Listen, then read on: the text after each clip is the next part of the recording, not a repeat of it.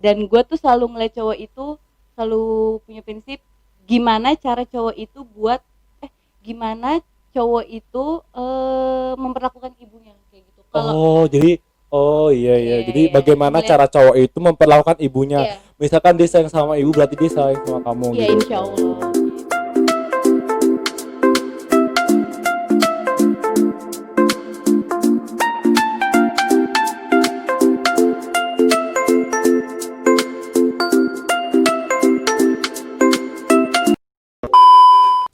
Halo, assalamualaikum warahmatullahi wabarakatuh. Kembali lagi dengan saya Restu Fauzi di Fauzi's Podcast. Nah, kali ini aku kedatangan bintang tamu, Halo, nama gue Siti.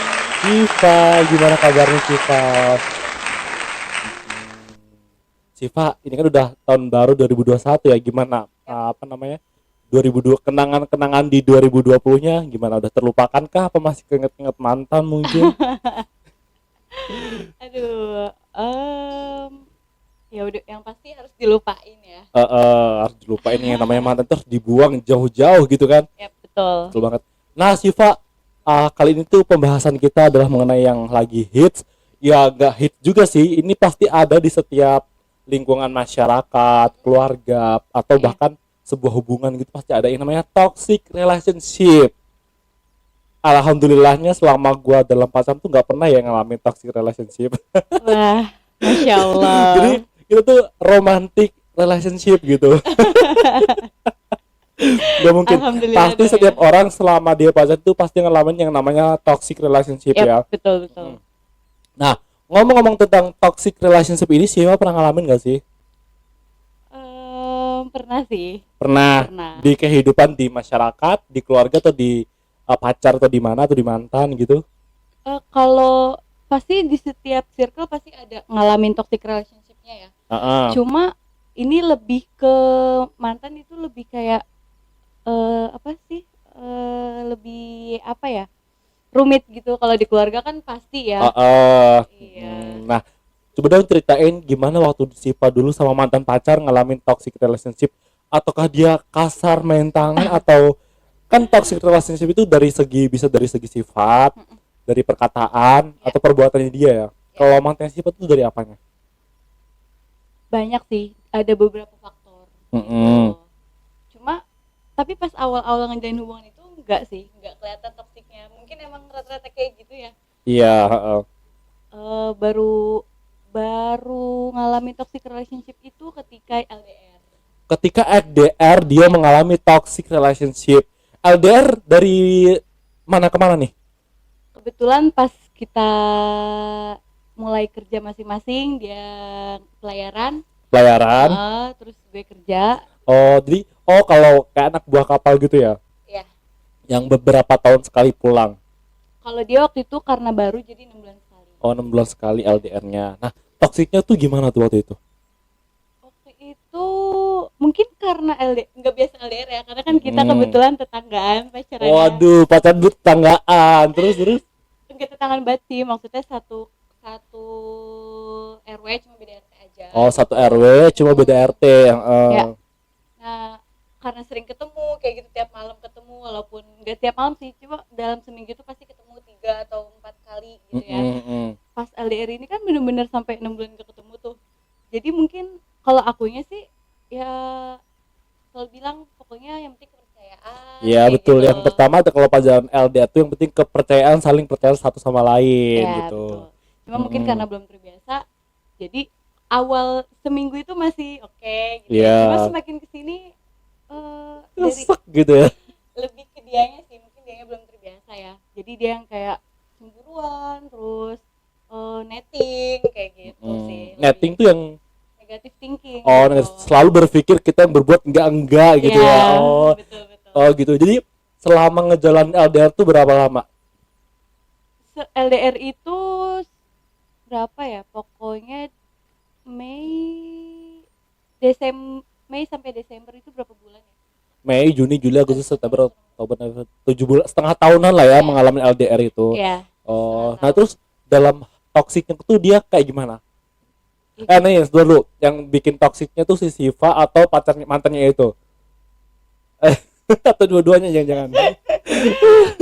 Kalau gue sendiri sih sebenarnya kalau dianya nggak bersikap kayak gitu mungkin guanya nggak gimana ya. Iya. Cuma karena dia yang terlalu netting, dia yang terlalu kayak gue harus on buat ngabarin dia terus. Oh, jadi dia harus kayak gitu. malah kebalik. Jadi si cewek harus selalu ngabarin cowoknya. Misalkan lagi ngapain harus ngabarin. Ya aku lagi di sini gitu. Iya, dan dianya kan juga namanya di kapal itu jarang ada sinyal dong. Iya, betul Kita banget. tuh jarang komunikasi. Jadi maksudnya dia setelah kita komunikasi tuh gue harus tetap on kayak gitu. Cuma kan nggak bisa kayak gitu karena gue kerja. Iya, betul banget. Jadi gak selama 24 jam tuh kita selalu megang handphone gitu kan. Iya, gitu sih. Jadi di sini yang membuat toksiknya sendiri si cowok, karena cowok itu menuntut untuk si Fa selalu komunikasi dengan dia selama 24 jam kayak gitu. Ya, betul. Jadi lagi ngapain laporan kayak gitu ya. Iya. Udah gitu kayak yang selalu harus video call gitu kan, gue tipe orang yang nggak terlalu suka video call kan. Oh, jadi malah si cowoknya selalu video call si cewek gitu, tapi malah kayak lo kayak ngerasa ngapain sih gitu. Iya, kayak oke, video call boleh lah. Tapi inget waktu gitu kan. Jangan saat lagi kerja video call. Oh gitu. Iya. Karena prinsip gue tuh dari dulu kayak yang gimana ya, kita ada hubungan oke lah, ada hubungan cuma kan hidup gue bukan cuma buat tentang lo doang. Terus gue punya keluarga, gue punya pekerjaan, gue punya teman gitu kan. Jadi gue harus pinter mungkin untuk ngebagi waktu itu kan. Gak mungkin ke dia terus video call seharian kan, gak mungkin. Jadi kita harus ada waktu video sama keluarga gitu juga. Iya, betul. Tapi pernah gak sih selama itu dia misalkan nih dia pengen video call, pernah nggak kamu sekali-kali dengan alasan apa kamu menolaknya ya gitu? Sering, itu yang bikin berantem gitu. Jadi, alasannya yang sering paling kamu ucapin tuh apa? Lagi sibuk. Karena lagi sibuk. Emang bener, itu bukan alasan sih, emang lagi sibuk. Emang lagi sibuk gitu. Kerja gitu gitu kan. Di rumah ada orang tua, nggak mungkin dong setiap saat diliatin orang tua, nih orang video callan mulu gitu. Iya, ya betul banget. Iya, makanya. Tapi dia marah nggak? Ya marah, cuma gitu nanti baikan lagi. Oh gitu. Iya, itu berjalan, toksiknya masih yang tingkat rendah lah ya, enggak ekstrim banget lah. Yang mulai ekstrimnya itu udah mulai 3 bulan. 3 bulan. Atas itu udah mulai udah benar-benar parah banget sih itu. Udah dia yang dia sempat pulang ke Jakarta. Jadi 6 bulan itu dia sempat pulang ke Jakarta. Dia pulang ke Jakarta dan itu gue harus nemenin dia terus selama dia di Jakarta. Oh, jadi kemanapun dia jalan-jalan lo harus ngikutin gitu? Iya gitu. Cuma gue kan ya gitu, maksudnya masih dalam pantauan orang tua dong. Iya, betul. Seharian full nemenin dia gitu. Kayak contohnya dia ke Indomaret buat beli shampoo-nya dia aja harus ngajak gue gitu. Kayak minta temenin gitu. Terus dia kayak, aduh emang kamu gak bisa beli sendiri gitu. Terus dia selalu alasan, ya emang salah kalau aku ngajak kamu. Ya gak salah, cuma maksudnya kayak ya udah lo beli sampo sendiri kan bisa gitu. Jadi tadi toxic yang dialami Siva ini bukan toxic yang kayak dalam perkataannya. Pernah nggak sih dia nggak berkata kasar gitu sama kamu? Pernah. Itu bener-bener udah yang sampai itu udah bulan-bulan terakhir pas gue putus. Kebetulan gue putus Januari 2018. Oh, jadi jadian tuh Maret ya? Jadian itu lupa ya. Aduh, lupa. Kapan? Tapi pokoknya mulai LDR itu Mei 2018, Desember 2018 dia pulang ke Jakarta. Iya. Januari 2019 gue putus. Jadi cuma bertahan gak nyampe 1 tahun ya? RDL-nya. Tapi pacaran udah lama? Pacaran sekitar 2 tahun sih. Oh, tapi selama pacaran GLDR tuh biasa-biasa aja kan? Biasa jadi aja. Memang sih kebanyakan pasangan kalau banyak problem itu ketika LDR. Iya, betul. Dan ditambah mulai toksik meningkat itu ketika orang tuanya ikut campur di hubungan. Oh, jadi kedua orang tuanya ikut campur dalam hubungannya, kalian berdua gitu. Contohnya kayak gimana? Jadi waktu itu kan gue mutusin untuk nyelesain udah hubungan kan, karena gue pikir kayak ya udahlah gue mendingan fokus kerja dulu gitu, karena menurut gue pas gue pacaran sama dia LDR ini kayak kok gue diatur banget gitu, kayak ngerasa aduh kok kekang deh gitu, gue nggak boleh main sama cowok gitu, sama temen cowok, sedangkan temen gue rata-rata di sini cowok semua gitu. Iya, yang cowok ada lo doang ya. Iya, Oh, di Terus situ. ya kayak gitu, akhirnya gue mutusin buat udahan di Januari, abis tahun baru. Tahun baru. Nah pas malam tahun baru itu kan dia di Jakarta, dan dia itu malah lebih milih main sama temen-temennya gitu. Oh, gitu. Terus di situ berantem, gue tanggal 3 Januari kalau nggak salah, 3 Januari gue putus. Ya udah, pas putus itu dia mengungkapin semua perasaannya. Gue nggak ngerti sih Asik. mengungkapinnya itu. Kalau menurut gue dia karena keceplosan, karena dia bilangnya gini, sebenarnya dari awal kita pacaran ternyata katanya orang tuanya itu nggak suka sama gue. Gue baru tahu setelah putus. Padahal pas gue ngejalin hubungan itu, orang tua itu welcome aja gitu. Gue ke rumahnya, gue nganterin ke bandara, itu diajak orang tuanya, tapi ternyata orang tuanya nggak suka sama gue gitu. Oh, gitu. Tapi setelah itu kan lo tahu kan bahwa kedua orang tua itu nggak suka sama lo. Terus akhirnya lo putus sama dia nggak nyesel gitu kan? Nyesel nggak putus? Alhamdulillah nggak sih Enggak. sekarang. Waktu itu putusnya gara-gara apa?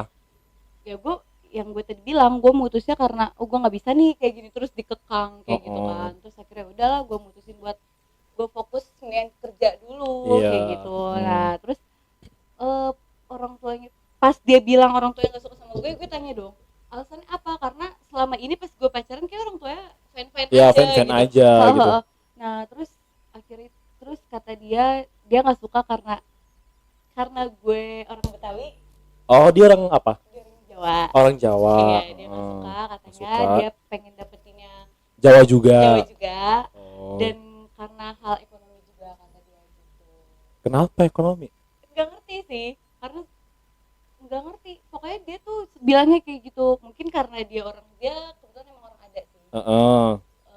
Lumayan ada lah gitu, ada tanah di daerah Jawanya, mobil segala macam. Oh, jadi gitu. dia berpikir bahwa dia orang punya gitu, sedangkan kamu orang biasa aja kayak gitu. Dia mikirnya kalau gue cuma mau nginiin harta anaknya doang. Yaelah. Padahal kontrakan aja dia di mana-mana, selalu tahu. Aduh. Padahal sebelum dia pelayaran itu gue kerja, dia nganggur, dan kalau jalan itu pakai duit gue mau nggak mau. Cowok apaan kayak gitu? Ih, malu-maluin. Karena gue mikirnya gini, oh ya udah, selagi gue ada kenapa enggak gitu. Iya, kan betul, gak betul, harus betul. cowok juga kan. Jadi oke, selagi gue ada nggak apa-apa gitu. Tapi orang tuanya nggak tahu itu, cuma gue males lah buat ngebenerin Iya, itu. buat Jadi, ngebenerin. yaudahlah, Pasti dia biarin selalu aja. belain anaknya ya. Jadi oke, udah. Dan tapi pas setelah gue putus berapa bulan, nah mantan gue ini neror gue terus-terusan, minta balikan. Waduh, dengan cara gimana tuh dibiasain nerornya? Wah, nelponin orang tua gue kan, gue ngeblokir kan. Iya. Jadi dia nggak ada akses buat ngehubungin gue. Iya. Jadi dia itu ngehubungin sekitar gue gitu, kayak orang tua gue, adik gue, teman-teman gue semua dihubungin sama dia buat nyuruh gue buka blokirnya dia. Idih, kayak gitu amat loh. Aduh, dia sampai nelfon orang tua gue nangis. Aduh, minta balikan? lebay banget. Iya. Astaga naga, ya ampun. Buat lo matanya Sipa jangan kayak gitu. Tapi sekarang dia udah nikah belum? Belum, tapi kayaknya sih dia udah Masih ngarep kali ya? Enggak lah. Udah, dia juga udah punya pasangan sih. Oh, udah punya pacar, berarti mungkin masih terbayang-bayang kali. Tapi dia masih sering nge-WA adek gue nanyain, boleh video call sama kakak nggak? Ini rasanya gue pengen ngadain ke cewek, aduh ini cowok loh gitu. Kenapa kayak gini banget? Cuma ya udahlah, kasihan dia bentar dia berantem. Iya. Nanti dia frustasi kan. Aduh, ya udahlah. Itu udah frustasi bener-bener. Ampun, kayak gitu banget ya. Dan orang tuanya pas gue lagi di kantor nelfon gue, minta maaf juga dan nyuruh gue buat balik sama anaknya. Orang tuanya juga sama minta maaf. Ya. Dan akhirnya orang tuanya juga pun ikut nyesel karena udah nggak ngemilih calon mantu seperti Siva kayak gini mungkin. Ya ampun. Tapi sebatas toksiknya tuh bukan yang begitu parah, yang nggak main tangan gitu nggak ya? Enggak sih, dia kayak lebih ke yang ya gitu, toksiknya juga karena dia yang terlalu, karena LDR aja mungkin ya, faktor LDR gitu aja sih. Enggak yang terlalu Gitu. gimana. Tapi banyak sih teman-teman gue juga yang LDR, ya faktornya tuh mungkin karena yang pertama karena komunikasi, Ya, mungkin. betul. Orang LDR tuh berpikirannya nggak selalu positif. Kalau misalkan dihubungin saat itu juga, harus dibahas saat itu juga, pasti berpikirnya lagi jalan sama itu tuh, jalan sama itu kayak gitu pasti kan kayak gitu kebanyakan. Kalau dan gue juga, kalau kan kebetulan gue kerja di divisi IT Iya. itu kan cowok semua kan. Jadi kalau gue bikin snap lagi bulan puasa, waktu itu belum puasa, Iya. kayak bikin snap cowok semua, terus dia langsung ngomong, kok lo ganjen banget sih gitu di sekitaran cowok. Hello, temen gue emang cowok semua Iya. gitu. Berarti kalau misalkan cowok nih temennya cewek semua bikin snap sama cewek, kok lu cowok apa cowok ganjen juga gitu? Gitu sih, kayak aduh ya udahlah, Ya kayak udahlah, capek aja. lupakan aja cowok seperti itu ya. Tapi biasanya kalau memang kalian berjodoh, sejauh apapun kalian berpisah pasti kan kembali lagi. Aduh, enggak deh, lebih baik Lebih baik kawan. lebih baik nyari yang lain sih Oh, kayaknya. udah ada belum? Aduh. Udah.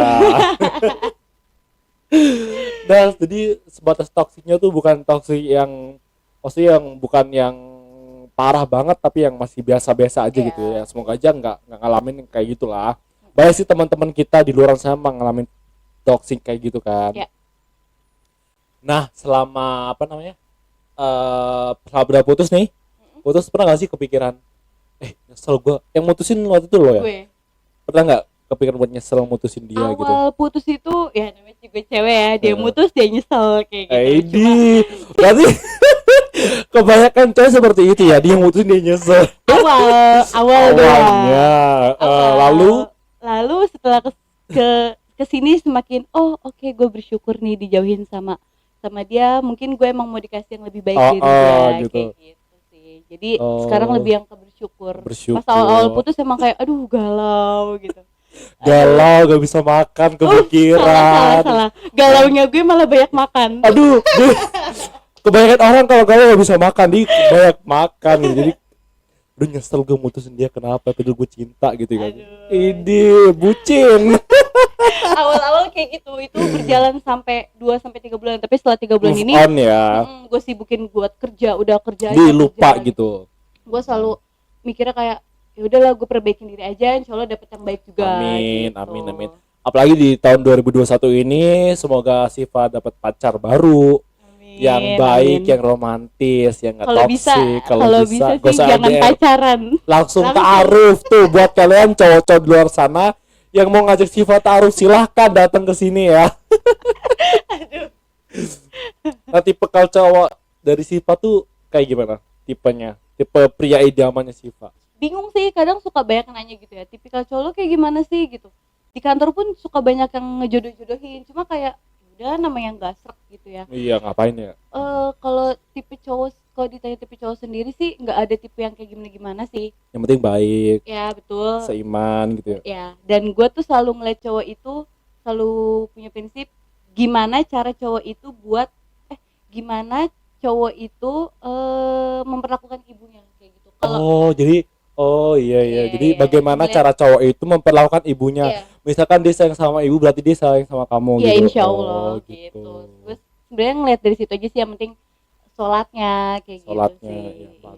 Karena sholat itu nomor 1 ya Siva. Iya betul. Kalau masalah ganteng atau kaya itu bonus aja sih menurut gue. Bener banget. Nah, Siva terima kasih udah bercerita hari ini, bercerita tentang toxic, tentang bagaimana pengalamannya dulu LDR-an. Dan lo tahu gue dulu LDR 8 tahun. Oh iya? Aduh. Lu akhirnya alhamdulillah sekarang udah nikah juga. Wah, gitu. hebat dong. Nah, terima kasih Siva sudah hadir di Fauzius Podcast kali ini yang kita membahas tentang toxic relationship. Semoga hubungan Siva untuk pacar nantinya nggak akan mengalami kayak gitu, mengalami LDR. Dan kita doain semua semoga ada cowok yang tiba-tiba mau ta'aruf dengan dia. Aduh. Amin. Terima kasih Fauzius sudah menonton podcast kita kali ini.